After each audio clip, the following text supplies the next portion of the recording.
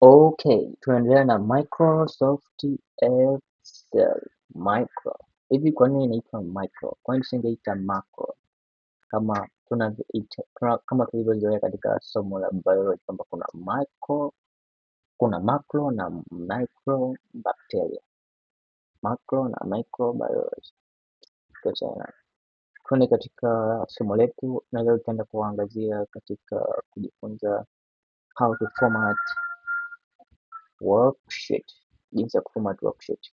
Kabla ya yote tutaenda katika web browser. Mimi nishaenda na nikapakua faili link moja inaitwa McDonald's nutrition chart na nataka kucopy vyote ili tukafanye kazi. Hapa kuna french fries, kuna french fries, calories from fat, total fat, saturated fat, trans fat na kuendelea, cholesterol na kadhalika, ambazo zimepangwa katika mtindo wa ndogo kwenda kubwa, ndogo, kati, kubwa, kubwa kuliko kama hivyo. Afike chini kubwa kuliko ketchup packet, sijui ni nini ketchup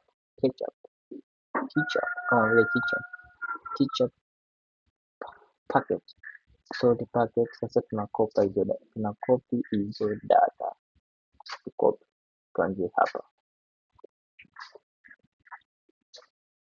tupandishe. Unaweza ukapanda kwa njia ya arrow inakupeleka mpaka juu, tena mpaka chini, kisha right click, kisha una copy, kisha tuende katika Excel na kupaste.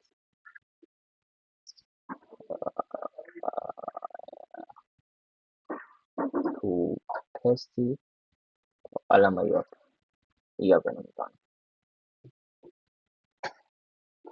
kama unavyoona, hii iko bolded na inachukua karatasi kubwa sana, sababu hiyo itumike kwa wazee kwa mtindo huu hapa.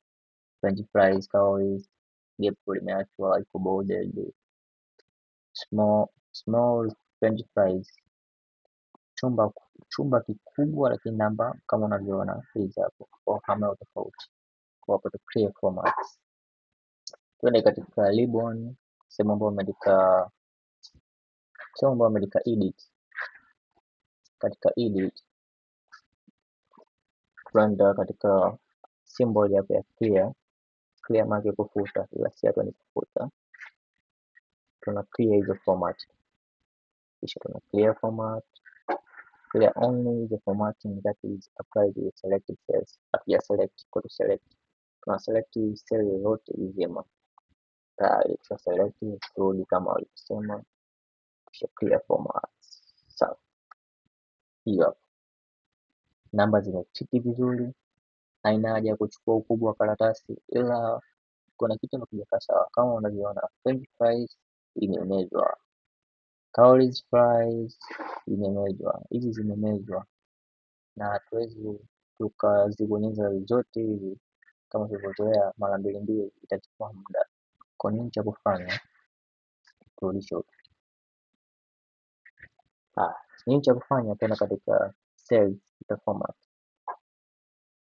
after fit column width, select once, usisahau kuselect kitu ambacho tunaenda kufanya kazi.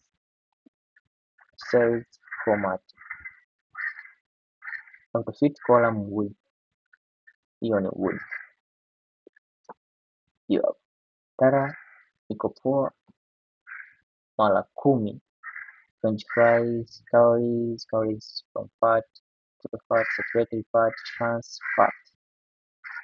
Na row ya pili sio kwamba iko empty, hii ndio imechukua vitu vya chini kama mnavyoona. Kingine hapo tumefiti column width, hivi kama unataka kufiti 8 ili width,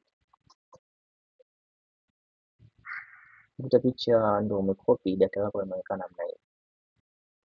Nini cha kufanya? Tenda katika format kama kawaida, kisha auto fit low height.